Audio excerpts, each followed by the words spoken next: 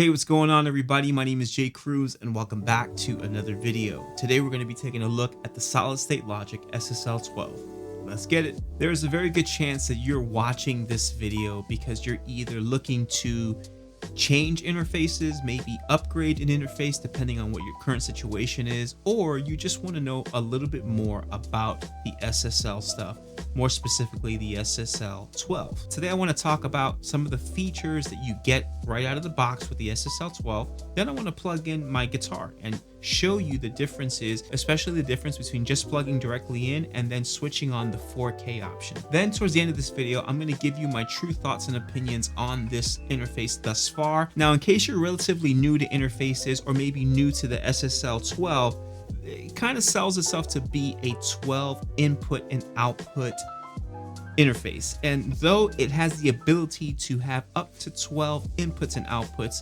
it doesn't come equipped to do that right out of the box. It's technically a 4-channel interface that allows you to add up to 8 more inputs via ADAT. You would need an ADAT cable and some sort of ADAT accessible mic pre to add up to 8 more channels, giving you a total of 12. Of course, just like a lot of interfaces today, you can plug MIDI in and out. It is also a USB-C interface and it has a power switch. And though that feature isn't odd, I've had many interfaces that have had power switches, it confuses me that for whatever reason, the power does not turn off when I power down my laptop. Maybe I'm doing something wrong, so please help me out if you know of a way that I could avoid that, where I could have it shut down when I shut down my laptop, please. That brings us to the front face of the interface. As I mentioned before, we have 4 accessible channels. Keep in mind, all those channels take 1/4 inch and also XLR. You have gain knobs for every single channel, as well as various switches per channel, such as phantom power, line switch, a high pass switch, and of course,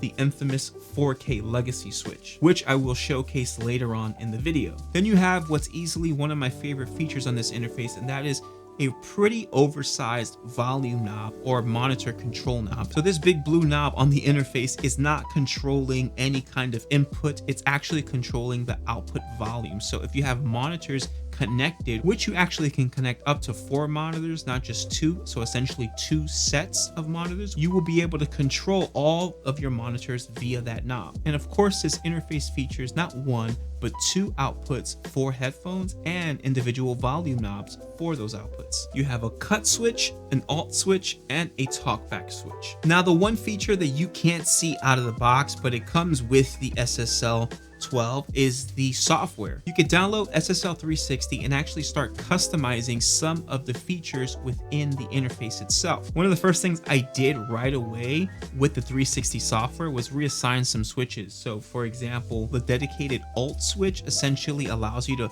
alternate between 2 sets of speakers. But because I only have 1 set, I reassigned that switch to be the dim switch. And then you could actually tell the interface how much you want to dim the volume by. So that means if I'm listening to it at volume 10 and I want to lower it just a little bit very quickly, I can lower it by whatever percentage I choose. Now, though I like the talkback feature, that's a very cool feature, I don't really use it. I don't record people here in my studio. I don't have people on headphones listening into sessions. So I reassigned that switch to be the mono sum switch. Now what I want to do is quickly plug in my guitar. Plug directly in, show you what that sounds like, then press the 4K so you could hear the difference and even showcase the high pass filter.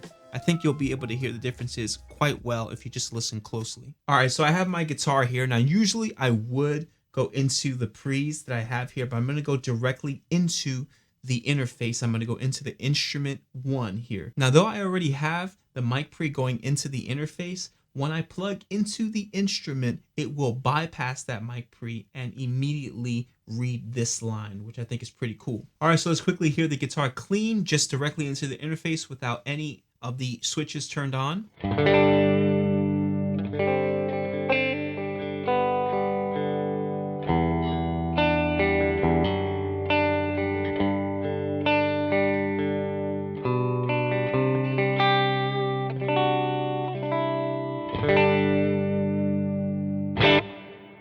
Now let's turn on the 4K.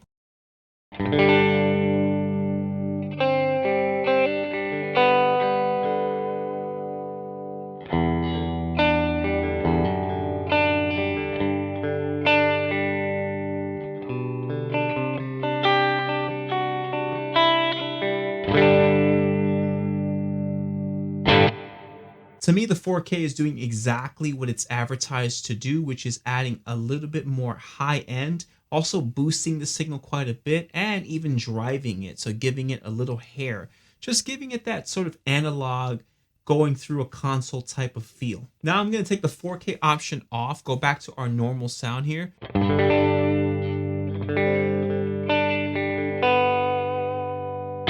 And quickly turn on the high pass filter.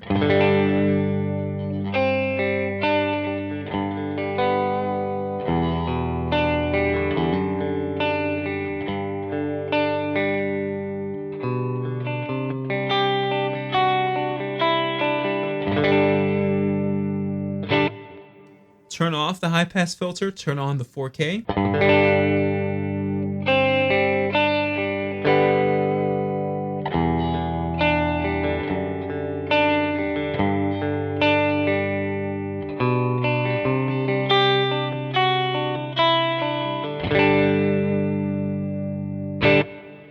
Now let's keep the 4K on, turn on the high pass filter.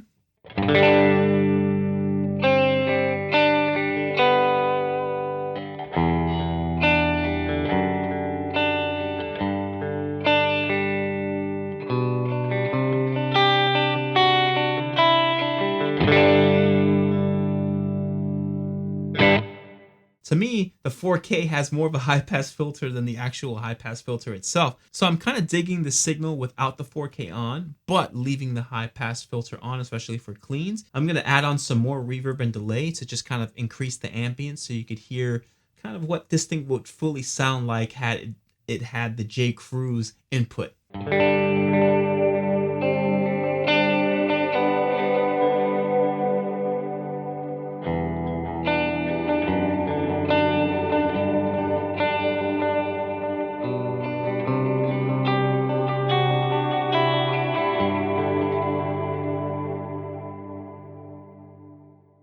Now, for all you producers out there and bass players, I'm going to quickly show you what a bass would sound like going through this rig as well, so you could hear the differences there. All right, we're taking off that high pass filter again. We're going to go just straight into the interface to hear what that sounds like on bass.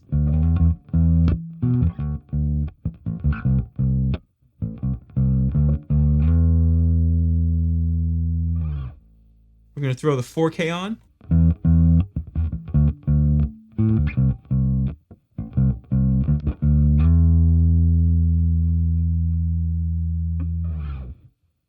Take off the 4K. I'm going to turn the high pass filter on.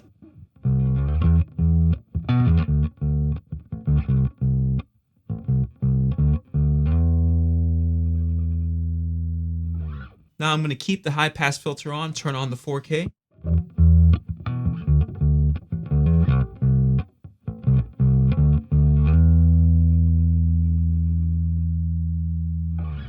So now that you have a good understanding of its features and what this thing actually sounds like, let's talk about my opinion on it and my experience with it thus far and why I made the decision to actually purchase the SSL-12. I think it's so good that I could honestly see this thing being a little bit more money. And I think the SSL is giving us a really great deal, despite the fact that, yes, it's still a hefty $500 essentially, but it should be more like between $700 to $1,000 in my opinion. I think the preamps sound phenomenal.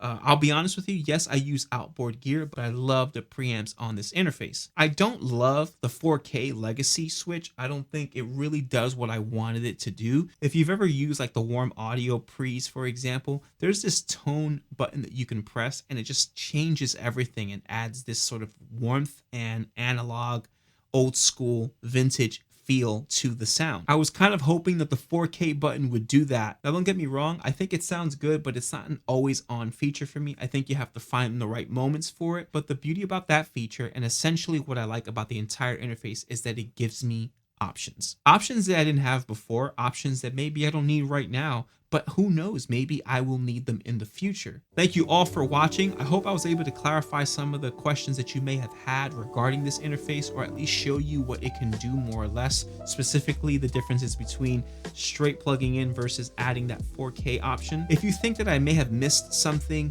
regarding this piece of gear and you have the information to be able to give it to us, please let us all know in the comment section below. While you're down in the comment section, please do me a favor, like this video, subscribe to the channel if you haven't done so, hit the bell notification icon so you get an alert every single time I upload a video. You can also check out some of the affiliate links that I have in the description box, such as an affiliate link for an SSL 12. Checking out some of those links do help the channel out financially. You can also donate to the channel directly by clicking the thanks button that YouTube includes in all of my videos. Thank you so much for watching, and until next week.